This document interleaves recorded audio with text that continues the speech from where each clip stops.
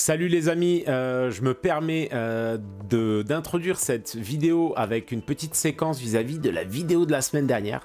Vous avez été très nombreux à voter sur l'avenir de la chaîne et sur 61 votes, 41 votes au total ont orienté la chaîne plutôt sur de la V10 plutôt que sur du Shatterpoint. Donc je vous ai entendu et avec l'aide évidemment de mon partenaire Maxirav et de tous mes soutiens sur Patreon, je vais essayer de couvrir un maximum le contenu de la V10 au niveau peinture de figurines évidemment. Et juste pour rappel aussi pour tous les participants au petit tirage au sort qui avaient mis dans la précédente vidéo en commentaire YouTube Money, restez jusqu'à la fin puisque je vais procéder au tirage au sort. Allez, je vous laisse avec le mois du passé qui a filmé cette vidéo en compagnie de Noël et je vous dis bon visionnage. Salut les amis, et oui, enfin la vidéo sur la prise de vue de photos est enfin présente. Alors ça va être une vidéo relativement brève, mais je vais vous montrer un peu deux façons différentes en fonction de votre matériel, de sorte à ce que vous puissiez les partager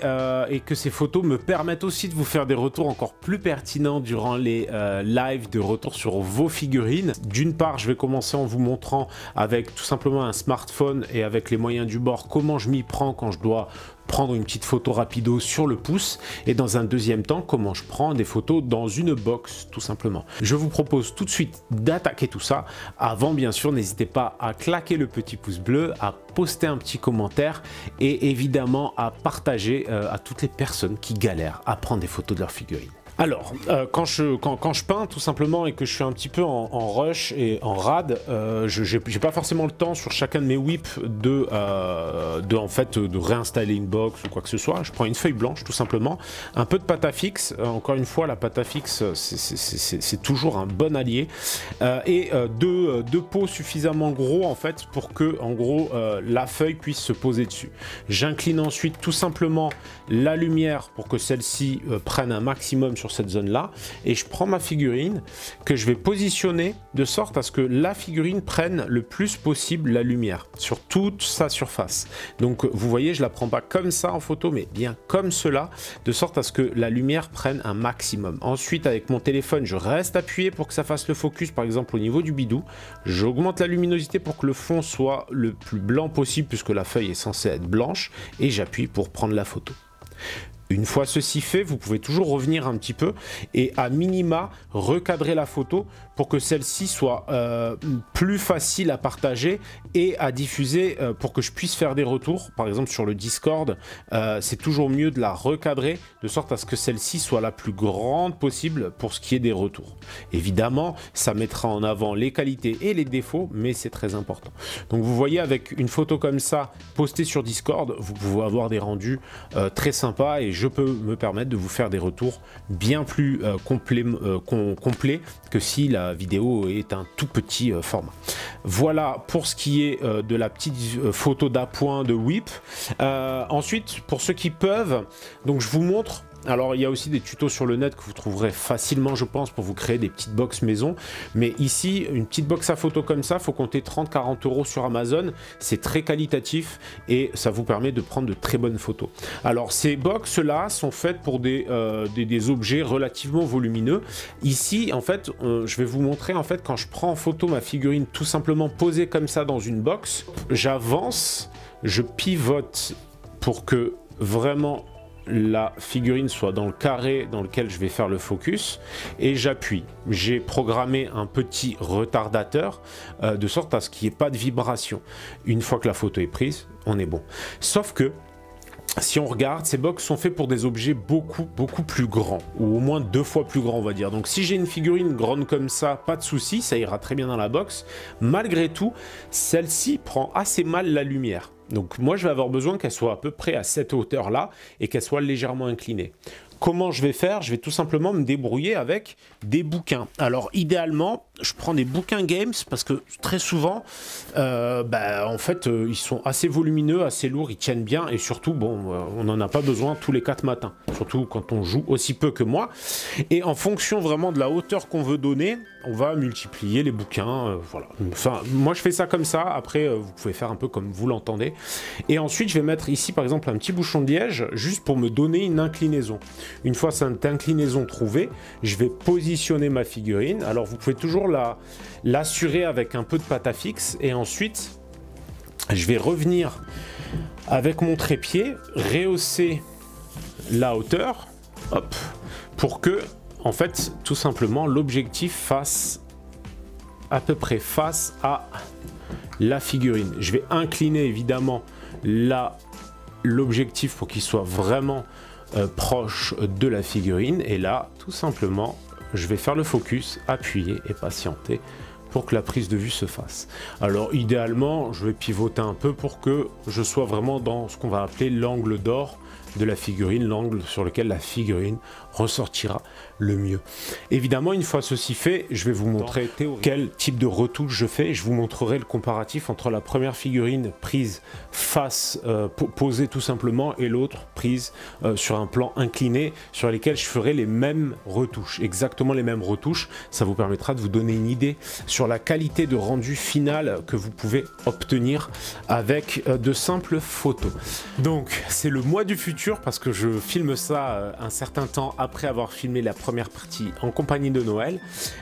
L'idée là sur la vidéo, c'est de vous montrer les 2-3 manips que je vais faire sur Photoshop, mais que vous pouvez faire sur n'importe quel logiciel de retouche photo. De toute façon, vous ne verrez pas forcément s'afficher en fait les différentes fenêtres.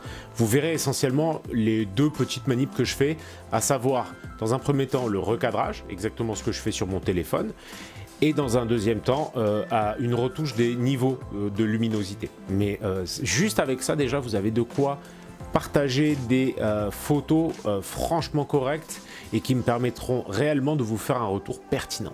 Donc vous voyez ici j'ai les 2 photos, donc j'ai la première photo en sous-exposition parce que l'angle n'était pas suffisant et la photo avec une meilleure exposition. Dans un premier temps je vais utiliser un outil de crop pour découpage qui va me permettre de vraiment calibrer ma photo autour de la figurine. Ça va être assez important puisque c'est ce qui va me permettre d'avoir finalement un gros focus sur les parties qui nous intéressent et pas par exemple sur le gros pied en bois qui est en dessous de la figurine pendant que je suis en train de la peindre. Le deuxième aspect, comme je vous le disais, ça va être, donc sur Photoshop, je fais CTRL L, ça va être juste gérer les niveaux de luminosité. Pour ce faire, donc moi je fais CTRL L, vous selon le logiciel que vous allez utiliser ce sera différent. Et là vous avez 2 options, c'est où en fait vous avez une petite pipette qui vous permet en cliquant de définir le fond comme étant blanc et tout va se calibrer sur ce fond là.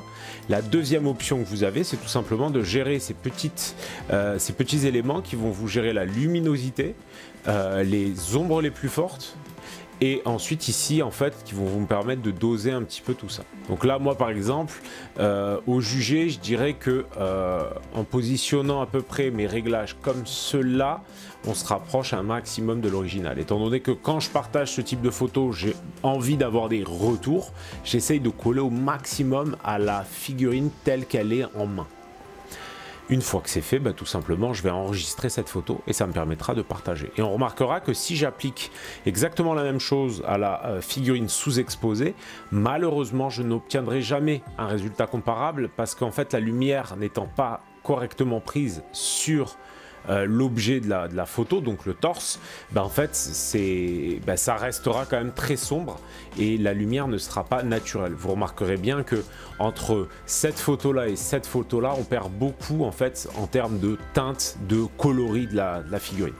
D'où l'intérêt encore une fois d'avoir des photos les plus justes possibles pour des retours sur vos peintures. Évidemment, n'hésitez pas à liker, commenter et partager, ça peut toujours être utile et vous pouvez toujours venir me soutenir sur Patreon. Vous aurez ainsi accès à plus de contenu, plus de tutoriels et vous aurez des retours durant les lives avec des petites retouches Photoshop qui vont bien. Encore un merci à tous mes soutiens Patreon, merci à Noël qui tient la caméra puisque j'aurais pas pu faire ce tutoriel sans son aide et à bientôt pour le prochain tuto. Bye bye les amis.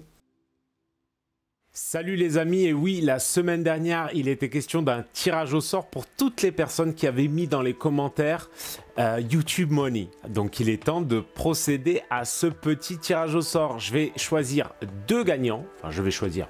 Vous allez voir sur la fenêtre, je suis allé sur internet, on a mis tous les noms grâce à l'ami Noël qui vous a tous recensés.